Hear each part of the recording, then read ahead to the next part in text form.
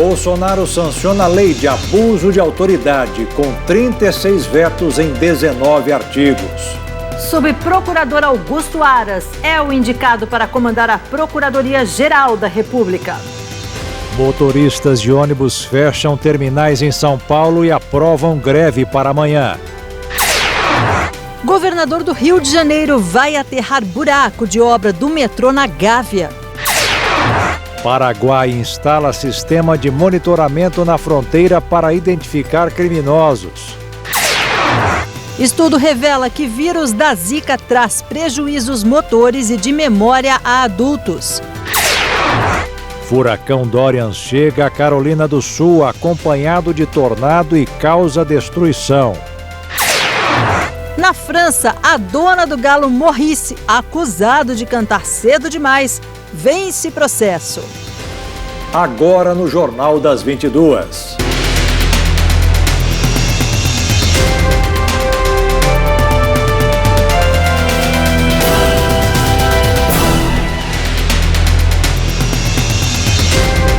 Olá, boa noite. Boa noite. O presidente Jair Bolsonaro definiu hoje o novo Procurador-Geral da República. Augusto Aras foi o escolhido. O nome dele não fazia parte da lista tríplice enviada ao presidente pela Associação Nacional dos Procuradores da República. Também hoje o presidente sancionou o projeto de lei de abuso de autoridade com 36 votos em 19 artigos. Agora, os vetos devem ser analisados pelo Congresso. O presidente Jair Bolsonaro participou hoje do lançamento do Observatório da Pecuária Brasileira, com a presença da ministra Tereza Cristina. Foi durante o evento que ele anunciou o nome de Augusto Aras para o cargo de Procurador-Geral da República. Já estou apanhando na mídia, esse é um bom sinal, sinal que a indicação nossa é boa. Né? Acabei de indicar o senhor Augusto Aras para chefiar o Ministério Público Federal. Uma das coisas, conversado com ele, já era sua prática também, é na questão ambiental. O respeito ao produtor rural e também o casamento da preservação do meio ambiente com o produtor.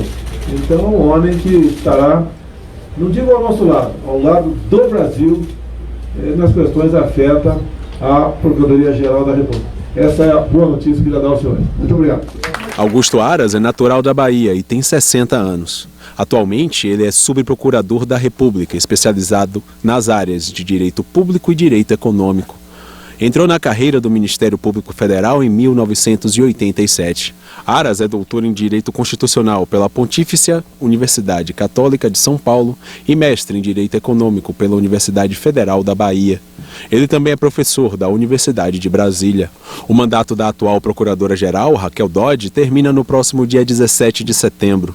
Até lá, se o nome de Aras ainda não tiver sido aprovado pelo Senado, onde ele será sabatinado, quem assumirá temporariamente o cargo é o vice-presidente do Conselho Superior do Ministério Público Federal, o subprocurador Alcides Martins. Nessa hipótese, Martins fica no mandato tampão até a posse de Augusto Aras. Aras não integrou a lista tríplice de nomes sugeridos pela Associação Nacional dos Procuradores da República à presidência da República para assumir a PGR. O presidente Jair Bolsonaro não era obrigado a escolher alguém da lista. Ele quebrou uma tradição que vinha sendo seguida pelos outros presidentes da República nos últimos 16 anos. O mandato de Augusto Aras é de 2 anos. Também hoje, Jair Bolsonaro sancionou o projeto de lei de abuso de autoridade, com 36 vetos em 19 artigos. Entre os vetos estão um dispositivo que previa, como pena substitutiva à prisão, a proibição do agente público exercer funções de natureza policial ou militar no município em que o crime tiver sido praticado e onde residir o envolvido. Também foi barrado o trecho de um artigo que estabelecia como crime decretar prisão que manifesta desconformidade com as hipóteses legais. O dispositivo também estabelecia como infração a situação em que a autoridade, dentro do prazo razoável, não concedesse habeas corpus, não relaxasse prisão manifestamente ilegal ou não substituísse a detenção preventiva por medida cautelar diversa, quando a lei assim o exigir. O artigo número 11 foi outro integralmente vetado. Ele tinha como objetivo criminalizar o agente que executasse prisão ou busca e apreensão de pessoa que não esteja em situação de flagrante delito ou sem ordem escrita de autoridade judicial. Nós queremos combater o abuso de autoridade, mas não podemos botar um remédio excessivamente forte, de modo que venha matar o paciente. Queremos que as autoridades do judiciário, do MP, que muitas vezes me perseguiram sim, e não foram poucas vezes, até porque eu sou réu no Supremo Tribunal Federal por um caso desse. Queremos que eles possam trabalhar, que possam combater a corrupção. E quem fez a proposta dos vetos foi o meu Centrão. Juntei o Moro, da Justiça, o Wagner da CGU, o André da AGU e o Jorge da Secretaria-Geral. E as propostas que ele, em comum acordo, e eram as pessoas adequadas para aquilo, me apresentaram, acolhi as 36. O projeto endurece as punições por abuso de autoridade de agentes públicos, incluindo juízes, promotores e policiais.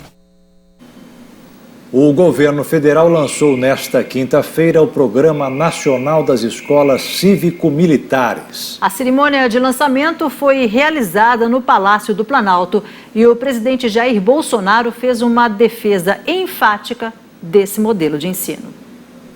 Segundo o novo programa do governo, serão criados 216 colégios militares até 2023, 54 por ano, começando no ano que vem. É o dobro do que foi anunciado pelo Ministério da Educação em julho. De acordo com o projeto, esse modelo vai promover a melhoria na qualidade da educação básica do país. Para isso, será construído um ambiente de parcerias e de maior vínculo entre gestores, professores, militares, estudantes e até mesmo pais e responsáveis. Os colégios serão levados preferencialmente para regiões que apresentam situações de vulnerabilidade social e de baixos índices de desenvolvimento da educação básica. O Ministério da Defesa é parceiro nessa iniciativa. A pasta anunciou que vai destacar militares da reserva para trabalhar nas escolas levando mais disciplina e organização. A ideia é que eles sejam contratados por meio de processo seletivo.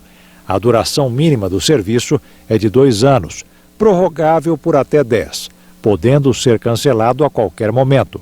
Os profissionais vão receber 30% da remuneração que recebiam antes de se aposentar. A gente tinha uma meta e a gente sabia qual era a meta, 108 escolas, e a gente já lança o programa com o dobro da meta. 216. Mas, presidente, eu espero que o senhor ainda, como presidente, vai entregar esse país com pelo menos 10% das escolas no Brasil cívico-militares. Porque ele vai ser um pilar, junto com o resgate dos nossos valores brasileiros, da família, que nunca mais, um regime totalitário tente ser implantado no Brasil. O modelo adotado é baseado em algumas bem-sucedidas práticas pedagógicas nos colégios militares que são, reconhecidamente, um exemplo de sucesso na educação do país.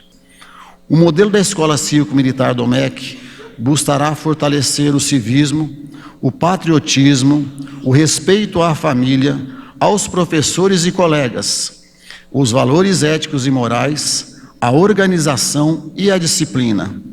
Valores estes, senhor presidente, que conduzirão os nossos jovens a uma melhoria não só do seu desempenho escolar, mas também na formação de cidadãos conscientes da sua importância para o desenvolvimento do país. O presidente Jair Bolsonaro fez uma defesa enfática desse modelo de ensino.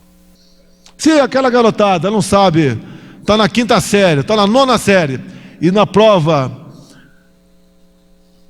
do PISA, né, ele não sabe uma regra de 3 simples, não sabe interpretar um texto, não responde uma pergunta básica de ciência, me desculpa, não tem que perguntar para o pai, irresponsável nessa questão, se ele quer ou não uma escola com uma,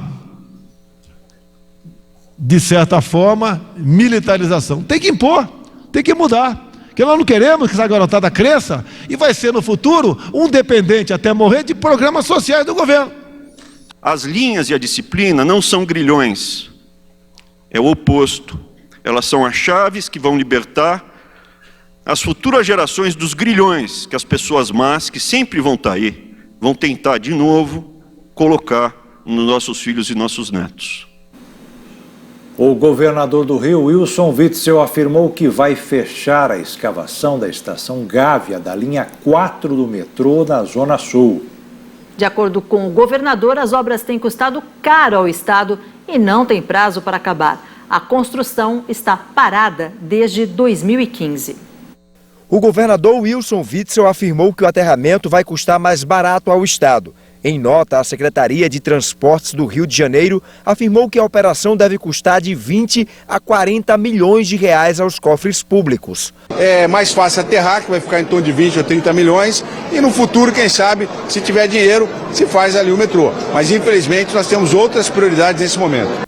De acordo com Witzel, foram feitos vários estudos para saber o valor da conclusão da obra. O custo para a finalização da estação, segundo o governador, é de R$1 bilhão. Infelizmente, eu fiz vários estudos na tentativa de concluir a obra. Infelizmente, o custo com aquela obra é de quase R$1 bilhão, ou talvez mais de R$1 bilhão. Infelizmente, nós não temos esse dinheiro. O dinheiro que nós estamos recebendo não pode ser destinado para fazer uma obra da estação de metrô da Gávea, enquanto a Rocinha, nós estamos ali com aquele deslizamento de terra, com esgotamento sanitário a céu aberto. A concessionária Rio Barra, responsável pela obra, informou que não foi comunicado oficialmente sobre a decisão do governo do estado. O buraco foi inundado em janeiro de 2018 por recomendação do consórcio e para afastar a possibilidade de danos estruturais nos prédios do entorno da obra. A estação Gávea custou 934 milhões de reais. Nas 6 estações previstas no projeto da linha 4, que começou em 2010, já foram gastos mais de 10 bilhões de reais. Em agosto do ano passado, o Ministério Público do Rio de Janeiro pediu a suspensão dos contratos de concessão das linhas 1, 2 e 4 do metrô, além da realização de nova licitação. Em maio deste ano, o governo do Rio de Janeiro solicitou que a Justiça reconsiderasse a decisão liminar que impedia o Estado de gastar mais dinheiro público na obra da estação Gávea do metrô, alegando riscos estruturais no local da construção. Motoristas e cobradores de ônibus municipais de São Paulo fecharam 19 terminais e bloquearam corredores e ruas de toda a cidade durante o dia, nesta quinta-feira. A categoria protestou contra a prefeitura, que anunciou cortar linhas e reduzir a frota de ônibus. O trânsito ficou caótico. A paralisação também atingiu as estações de trem e metrô, que ficaram superlotadas. Quem mora em São Paulo deve ficar atento. Uma greve geral foi convocada para amanhã. Os protestos causaram fortes reflexos no trânsito da cidade. O congestionamento atingiu às 5 horas da tarde 120 quilômetros das vias monitoradas pela CET. A Avenida 9 de Julho, uma das mais importantes da capital, que liga ao centro às regiões sul e sudoeste, além da Marginal Pinheiros, foi bloqueada. Todo o entorno dela ficou prejudicado. Sem os ônibus, a situação ficou caótica. Os corredores exclusivos para o transporte público e algumas ruas também foram fechados. Por causa da paralisação, estações de metrô e trem ficaram superlotadas. Algumas estações de metrô tiveram de ser fechadas. Comércios e repartições públicas anteciparam o fechamento. Até os preços das corridas de transportes por aplicativos aumentaram. Os manifestantes também protestaram em frente à Prefeitura de São Paulo. Após uma reunião com o secretário de Transportes, o presidente do sindicato Sindimotoristas anunciou que os terminais deveriam ser liberados no final da tarde. Uma greve foi convocada para esta sexta-feira a partir da meia-noite. Para amenizar o problema, a Prefeitura suspendeu o rodízio na tarde de hoje e irá estender a suspensão para toda sexta-feira. O protesto foi feito após a Prefeitura anunciar corte de linhas e redução da frota de ônibus, o que pode levar a demissões. Motoristas e cobradores também cobram o pagamento de participação nos lucros das empresas de transporte. O sindicato marcou as manifestações para sexta-feira, mas os motoristas e cobradores decidiram que queriam parar a cidade. E a seguir, o destino do dinheiro entre o acordo da Petrobras e a Operação Lava Jato. E ainda, furacão Dorian chegou hoje à Carolina do Sul, nos Estados Unidos.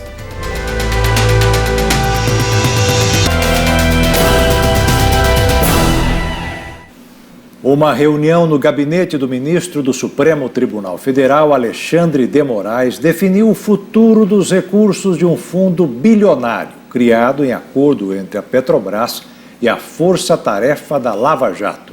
Serão destinados R$1 bilhão para investimentos na Amazônia e R$1 bilhão e 600 milhões para a educação. Representantes do governo, do Congresso Nacional e do Ministério Público Federal chegaram a um acordo para a destinação dos recursos. R$1 bilhão deve ser investido em ações de prevenção, fiscalização e combate ao desmatamento, incêndios florestais e crimes ambientais. Já os R$1 bilhão e 600 milhões restantes vão financiar ações na área da educação. A maior parte será encaminhada para projetos de educação infantil, mas destaque também para os envios de R$250 milhões para projetos de ciência e tecnologia, incluindo bolsas de pesquisa. Agora, os termos negociados precisam do aval do ministro Alexandre de Moraes. Também existe a possibilidade da última palavra ser dada por todos os ministros do STF em uma deliberação no plenário. Os recursos estão bloqueados em uma conta judicial. O fundo bilionário foi criado a partir do acordo entre a Petrobras e a Força Tarefa da Operação Lava Jato, após a descoberta do maior escândalo de corrupção da história do país. O dinheiro foi pago como uma compensação pelos crimes cometidos. A partir desse consenso vai ser possível uma destinação pública correta, justa e que atenda ao interesse público. Após a aprovação da proposta da reforma da Previdência na Comissão de Constituição e Justiça do Senado, o projeto vai ser analisado no plenário da Casa na próxima semana. A estimativa de economia em 10 anos voltou à casa de R$1 trilhão. A sessão levou cerca de 9 horas. Após muita discussão, o parecer da reforma da Previdência foi aprovado. Em seguida, os senadores aprovaram por unanimidade o acolhimento da PEC paralela. O ponto principal da proposta é a possibilidade de inclusão de estados e municípios na reforma. O relator, senador Tasso Gereissati, do PSDB do Ceará, também aceitou uma sugestão para incluir na PEC os trabalhadores informais no regime geral, que poderão pagar uma contribuição semelhante à que pagam os empreendedores individuais. Gereissati ainda acatou a emenda que deixa claro que as mudanças nas regras valem também para ex-parlamentares inscritos no Plano de Seguridade Social dos congressistas. Se os dois textos forem aprovados, como estão no plenário do Senado, de acordo com o relator, a economia prevista em 10 anos será de R$1 trilhão e 329 bilhões de reais. 869 bilhões serão da reforma principal. 109 bilhões de reais da PEC paralela e mais 350 bilhões se forem incluídos estados e municípios. Agora, as duas propostas seguirão juntas para o plenário do Senado, mas serão trâmites diferentes. A PEC principal já pode ser votada em 2 turnos, o que deve ocorrer no início de outubro. Já a PEC paralela será lida em plenário, mas ainda volta para a Comissão de Constituição e Justiça. A previsão é que ela seja votada no Senado no final de outubro. Mas antes de voltar para os senadores, a PEC paralela ainda precisa da análise da Câmara dos Deputados. As duas PECs começam no plenário agora. E concomitante, nós teremos 5 sessões ordinárias de discussão.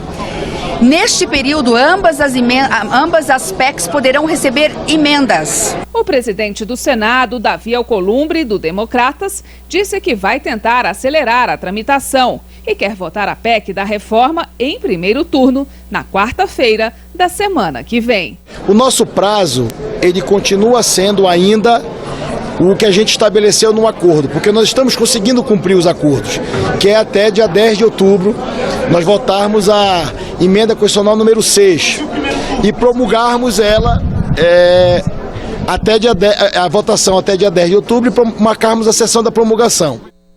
E o governo paraguaio fechou o cerco contra os narcotraficantes e contrabandistas.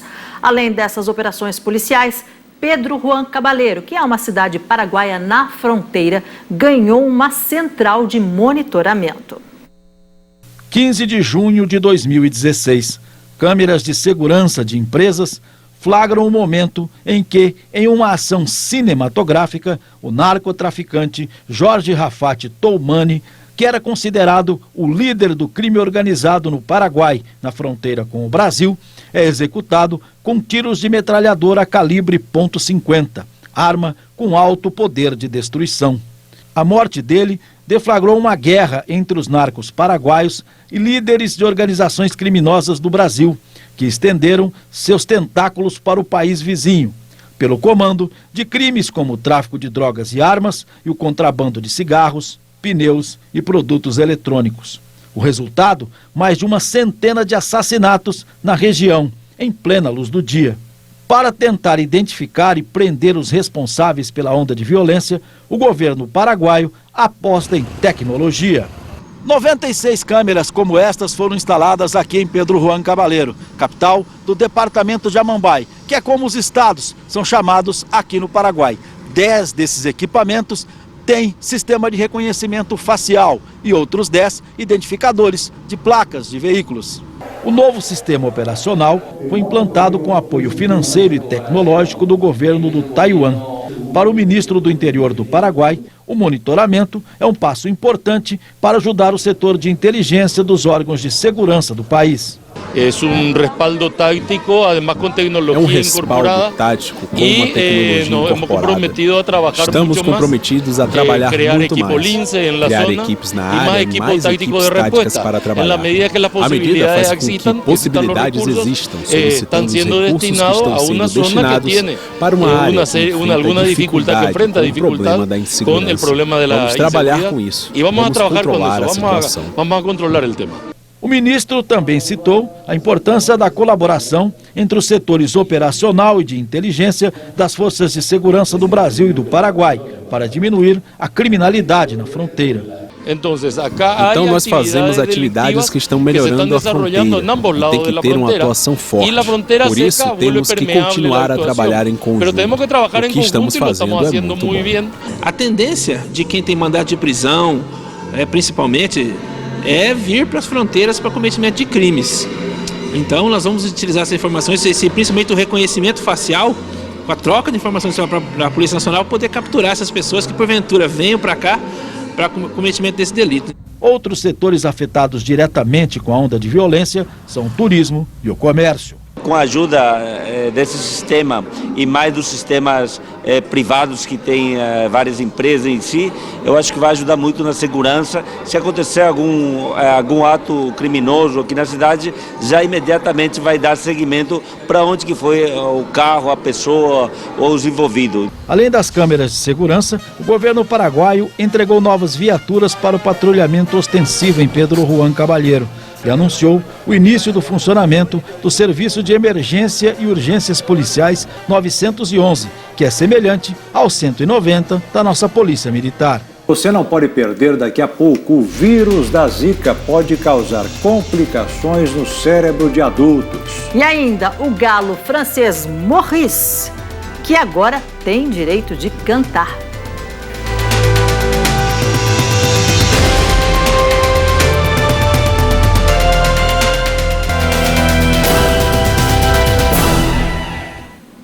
O Banco Central informou hoje que os depósitos na caderneta de poupança superaram os saques em mais de R$1 bilhão no mês de agosto.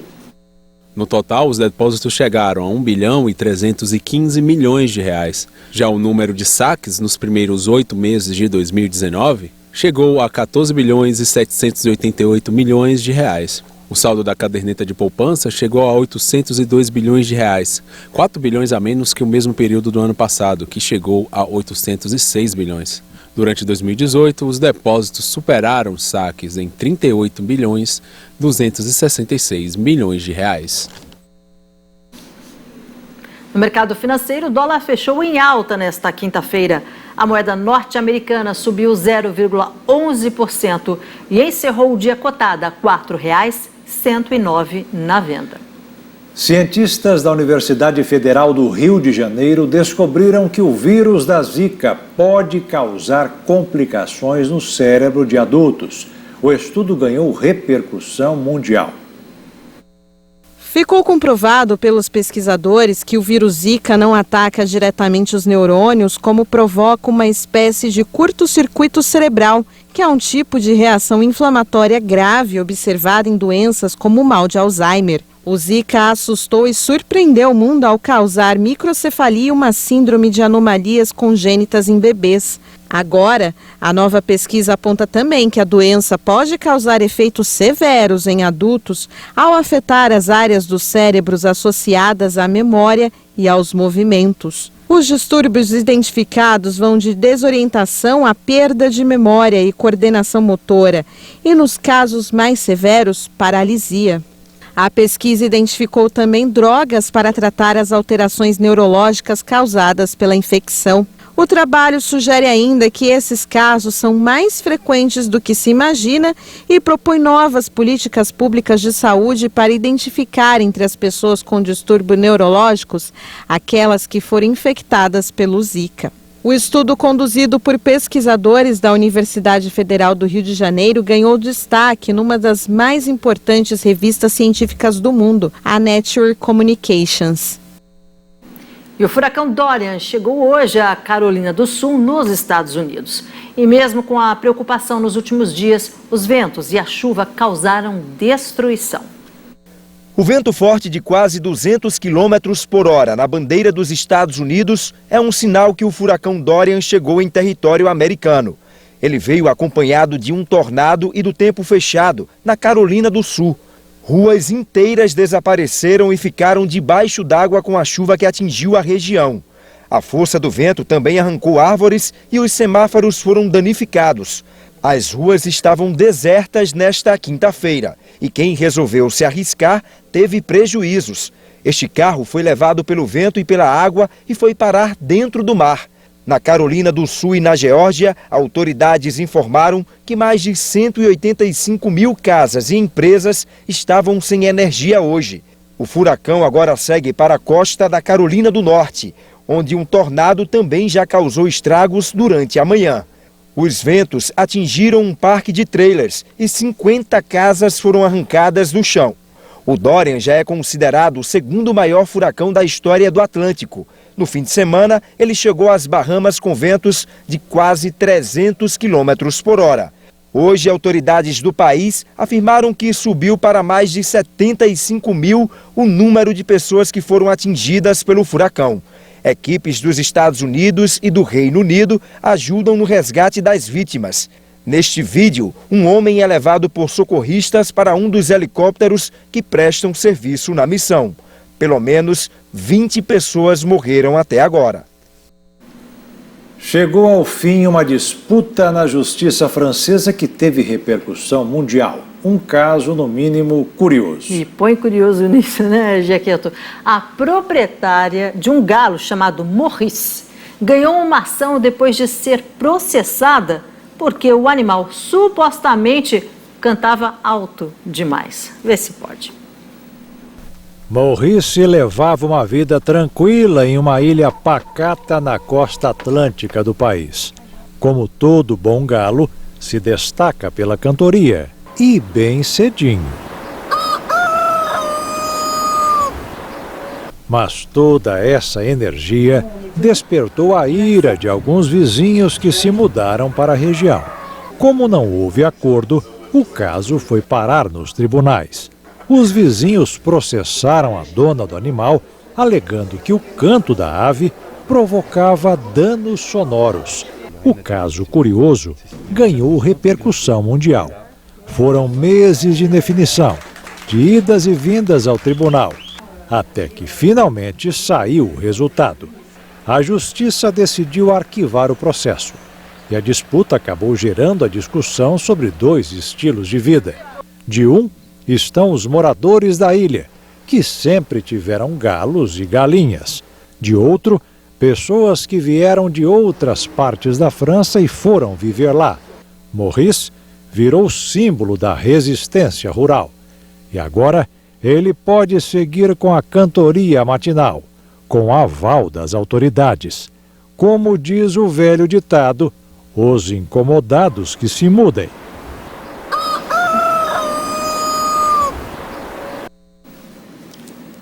E veja a seguir.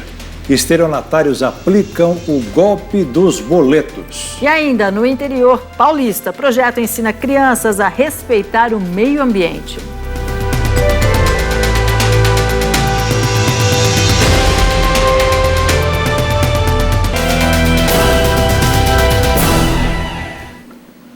Muita gente já caiu no golpe do boleto falso. Estima-se que 450 milhões de casos acontecem todos os anos.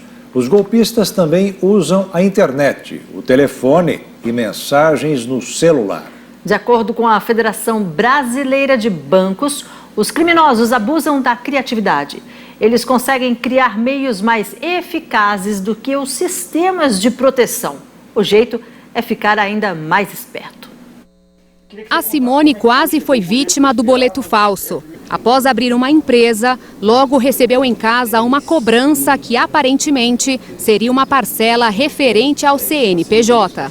Fala que eu tenho que ir no endereço, me passa o endereço, o dia, a data e o horário, e que eu não posso ir nem com o procurador e nem com o contador, que eu tenho que ir sozinha. Apesar do susto, Simone pediu ajuda ao contador dela e logo veio a constatação: era um golpe. E ele me falou que são instituições que querem que a gente se filie para poder pagar algum valor para eles. Assim como a Simone, milhões de brasileiros recebem cobranças falsas todos os dias. Mas ao contrário dela, existe uma parcela que paga.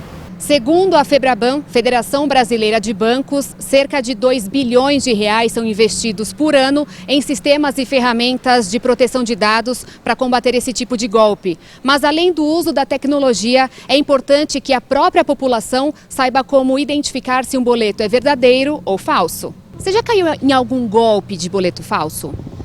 Não, já recebi, mas não paguei. Já recebi vários. Não chegou a pagar nenhum? Não, nenhum. E por quê? Porque eu tenho que ver, né, se a empresa é confiável, quem está me passando, e geralmente não é.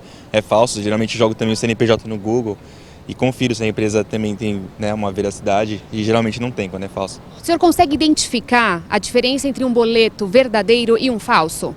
É difícil aqui, hein? Porque está aparecendo todas as informações, apesar que o código de barra não confere, tá? Eu observei aqui que os números de código de barras não batem. Mas nem todo mundo reconhece de cara. Ainda de acordo com a Febraban, esse tipo de crime anualmente registra 450 milhões de casos. Ou seja, ainda tem muita gente sendo passada para trás. Alguém infiltrado nessas instituições fornece os dados, participa da quadrilha, fornece esses dados e com esses dados os golpistas mandam os boletos fraudulentos. Ou mesmo acontece dos golpistas pegarem correspondência na tua casa, uma correspondência de verdade, é um boleto original, substituir esse original e te envia um boleto falsificado, isso acontece bastante. Este advogado especialista em assuntos digitais diz que é preciso o consumidor ficar atento. Tem erro de português, tem erro de digitação. Empresas idôneas, elas não cometem esse tipo de erro. Uma outra questão, se você não tem nenhum tipo de relacionamento com aquela empresa, não faz sentido ela ter te mandado um boleto. Na dúvida, não paga. Sempre liga para a instituição, para responsável pelo boleto primeiro. O advogado lembra ainda que a Lei Geral de Proteção de Dados busca trazer mais segurança ao consumidor. Às vezes você se cadastra num site, quando vê já tem 1000 outros sites te ligando, te oferecendo produto, porque obviamente os seus dados foram vendidos, foram comercializados, dados, seja lá em troca do que foi feito, mas seus dados foram fornecidos para outra pessoa e por isso não tem esse controle. Com a LGPD em vigor, nós vamos começar a ter um controle um pouco maior e, sobretudo, ter responsabilidade para aqueles que fornecem os dados. Os golpes são aplicados em diferentes plataformas, aplicativos, e-mails, correios.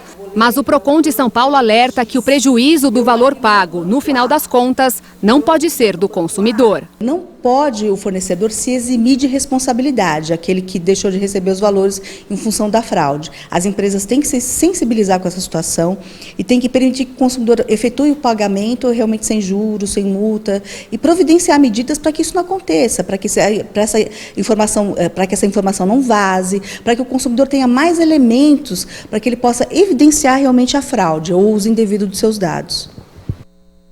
Crianças de Ribeirão Preto, interior paulista, participam de um projeto que valoriza o meio ambiente. O objetivo é educar sobre a importância da sustentabilidade. Crianças divididas em diferentes grupos. Turma organizada para a aula de hoje que não vai ser na escola. O conhecimento repassado para as crianças hoje é um pouco diferente. Durante todo o dia aqui no clube, elas vão estar em 5 estações, onde vão aprender a valorizar a agricultura e preservar o meio ambiente. O jardim aromático desperta sensações e curiosidades. No cultivo agroflorestal, a importância das plantas primárias e secundárias dentro do sistema agrícola. Aqui cada uma tem seu papel. A bananeira é uma árvore que ela dá só um cacho, aí você vai, corta o toco dela e divide, aí você planta e vira tipo um adubo, aí vai crescer mais bananeira. O educador explica sobre o processo de sucessão ecológica com o plantio correto das verduras e a hora de colocar a mão na terra. Lembra que o buraco é bem rasinho, né, do tamanho da raizinha, tudo bem? Para crescer rápido, aprenderam que são necessários nutrientes e que dentro de casa, com os restos de alimentos, é possível conseguir adubo a partir da composteira. Que coloca casca de banana, casca de ovo, porque isso dá nutrientes para as plantas. É importante adubar a terra, então. Muito. É muito comum as pessoas e as crianças elas não terem contato direto com o próprio alimento. Então está cada vez mais comum crianças pequenas que não sabem o que é uma abobrinha, que não sabem o que é uma berinjela, que não sabem o que é um chuchu, né? Porque vem um alimento já processado, vem um alimento já prontinho ali para elas comer e nunca tiveram esse contato. Então no Espaço Terra a gente coloca em contato as crianças e os jovens que vêm aqui no Ecoeduca com as plantas agrícolas, as plantas alimentícias. A multiplicação das plantas depende de polinizadores como as abelhas. Estas são espécies nacionais sem ferrão, que produzem mel, que é uma delícia. Eu fiquei com medo porque eu nunca vi uma abelha de perto. Aí eu olhei na casa dela, foi muito divertido. Elas não picaram, não? Não. Por quê? Porque elas são umas abelhas que não picam. A gente quer mostrar que a abelha faz parte de um organismo agrícola, que a abelha faz parte de uma propriedade agrícola. E ali no nosso canteiro, por exemplo, a gente não faz uso de nenhum defensivo, né? Então a gente não tem perigo das abelhinhas morrerem. E a gente quer também colocá-las em contato com a doçura do mel, né? Porque a gente tem a abelha, a gente consegue tirar o mel. Nas estações ainda conheceram a parte de captação de água da chuva para irrigação da horta. E a usina de energia solar, onde viram na prática toda a potência dos raios solares, cozinhando em uma panela sem fogo. As atividades ainda passam por lugares de reciclagem e floresta, vivências que têm como objetivo despertar a sustentabilidade desde cedo.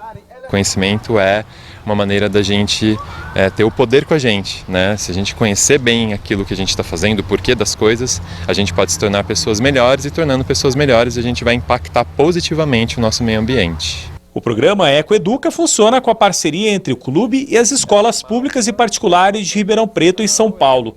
É possível atender até 50 crianças por dia que estejam cursando os ensinos fundamental e médio. A ideia é que o aprendizado do dia, que se encerra com o plantio de árvores, gere o compromisso das crianças com a natureza.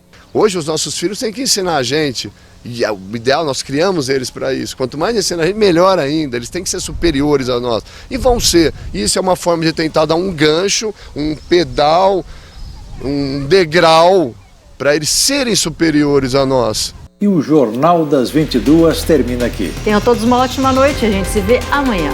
Boa noite, fiquem na paz. Tchau.